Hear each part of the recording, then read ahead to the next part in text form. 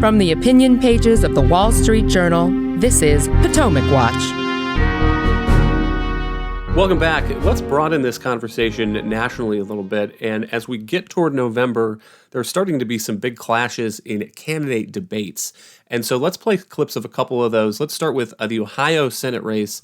This is J.D. Vance and Tim Ryan. You can believe in a border without being a racist. You can believe in the country without being a racist. And this just shows how desperate this guy is for political power. I know you've been in office for 20 years, Tim, and I know it's a sweet gig, but you're so desperate not to have a real job that you'll slander me and slander my family. It's disgraceful. I think I struck a nerve with this guy. You absolutely struck a nerve. It's normal people, Tim Ryan, JD, when you insult their families, you strike a nerve with normal people. I would never talk about your family, JD. I wasn't raised that way. I would never talk about your family. So don't try to spin this because you don't want to talk about the fact that you're with the extremists. And on Tuesday, only hours old, here is a clip of the Florida Senate race, the debate between Marco Rubio and Val Demings. She actually voted for the crazy people's budget, a socialist budget. She voted for it. I don't even know if she remembers she voted for it. I hadn't seen the socialist budget. Well, you voted for the people's budget, and it's a socialist budget. Trust me when I tell you that any budget that zeroes out the war on terror,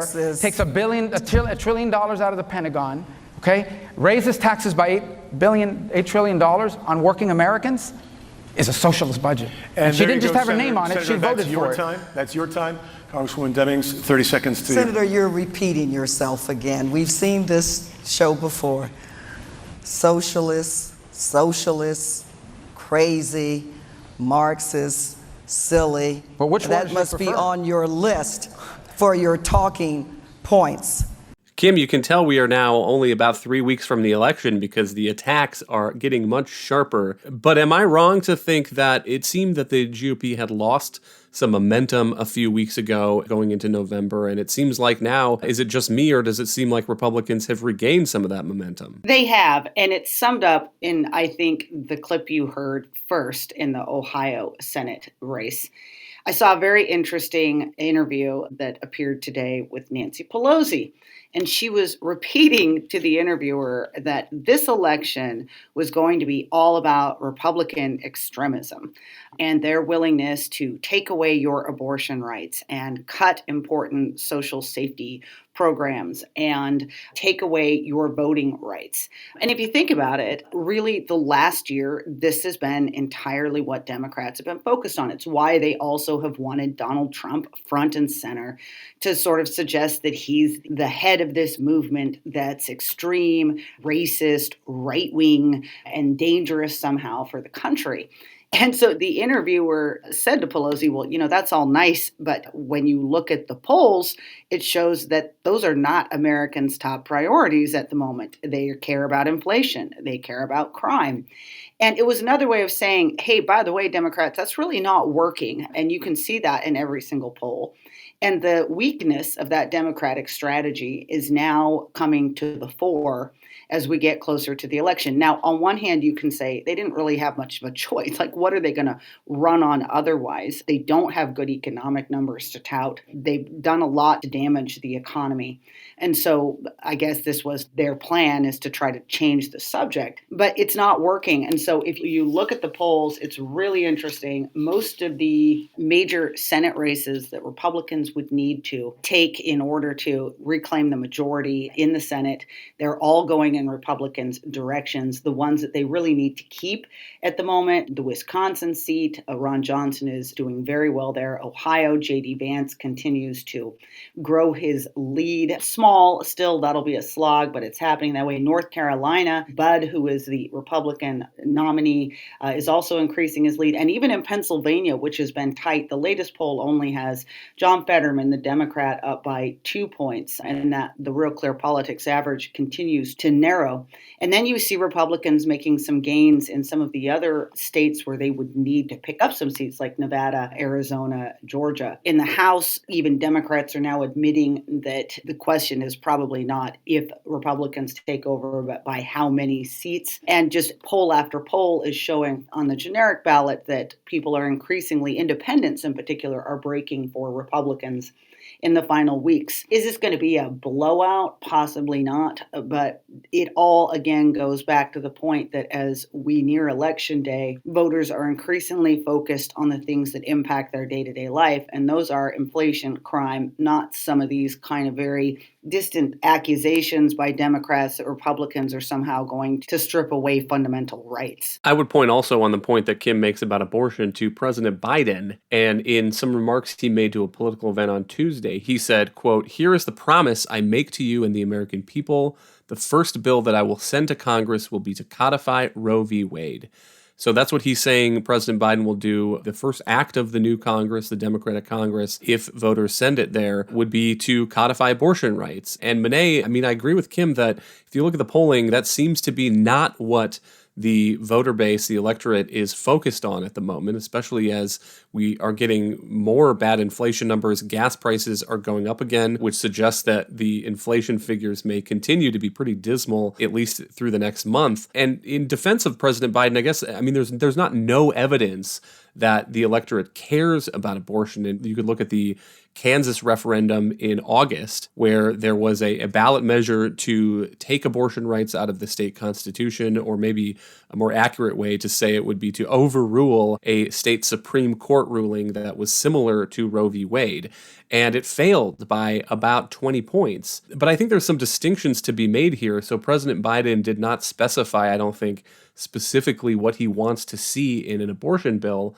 But you can look at the one that has passed the House, the Democratic House, that Chuck Schumer has tried to get past the Democratic Senate. And it looks to me like it is not pitched to the middle of public opinion. And I will just pick one thing. It says that patients can't be asked the reason for getting an abortion. And so that would overrule, it seems to me, state laws that say that sex-selective abortion is illegal. So you can't abort a girl just because you wanted a boy or vice versa. And so I understand why President Biden, Kathy Hochul, some of these Democratic candidates are taking this path. But it seems to me, Monet, that there is also some risk in it, that they are opening themselves up to hard questions about what their position on abortion is. Right. I think that you can split the difference in terms of evaluating the recent Democratic Party focus on abortion as an issue.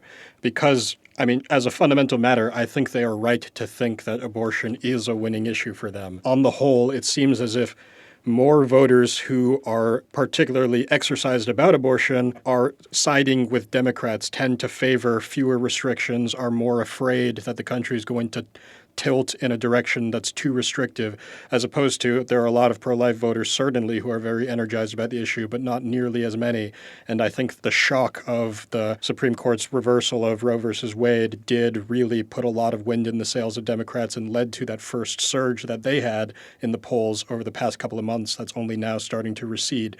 So it makes sense from President Biden's perspective and the perspective of Kathy Hochul, Gretchen Whitmer, a lot of these other Democrats, to want abortion to remain at the top of the headlines, at the top of voters' minds, because they know that that's probably going to exercise a lot of voters who are passionate about protecting abortion access and potentially drive turnout for Democrats. But the reason why the issue is losing steam, I think, is because Republicans have in part moderated their approach to the same issue.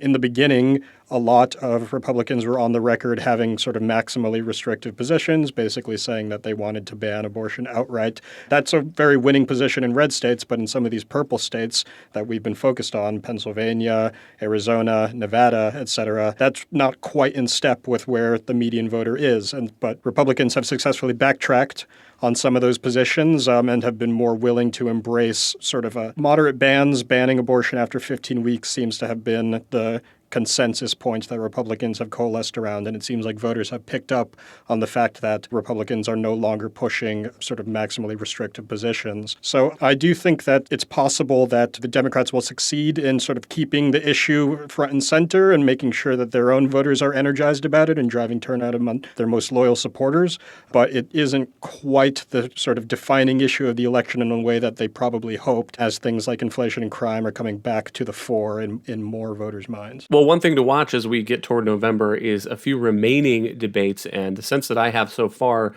is that there haven't really been any knockout blows struck, and I would particularly point to Georgia, where the consensus seems to be that Herschel Walker, the Republican Senate candidate, held up as well as one might expect. And there are some upcoming debates to keep an eye on, too. On Tuesday, there's one in Pennsylvania between John Fetterman and Mehmet Oz. And one question there, Kim, is how Fetterman will fare, especially given the concerns about his health and his recovery from a stroke earlier this year. But we'll give you the last word on this. And what's your sense of how these debates have played into the elections that are now just only 3 weeks away? Well, let me just say that it's actually nice to see some debates. Actually, there are a number of states where debates didn't happen, because in the end, in many cases, the Democratic candidate didn't want to have one, or in some cases, the Republican candidate didn't want to have one. That is really unfortunate. It denies voters a chance to see these people working on their feet. But it seems to be a real theme of this election cycle of people dodging having to go out and go head to head with their opponent. I'm really looking forward to the Fetterman-Oz debate because this was a good example. Fetterman really tried to get out of doing any debate at all. Then he started getting knocked very hard by the Oz campaign, and it seemed to be hurting him, especially given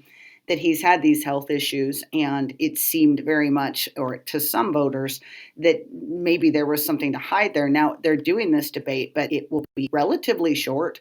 And also, Fetterman's going to be using a closed caption system because he says he continues to have some auditory processing issues after his stroke that happened during the primary. This, I think, could be a real risk for his campaign. We'll see how he holds up, but in part by refusing to debate for so long, it has really heightened the attention now on this event, and it's very close to the election. So there still could be some situations where debates prove important in the final outcome. I just wish we'd seen more of them overall this cycle. Thank you, Kim and Monet. Thank you all for listening. You can email us at pwpodcast@wsj.com. If you like the show, please hit that subscribe button, and we'll be back tomorrow with another edition of Potomac Watch.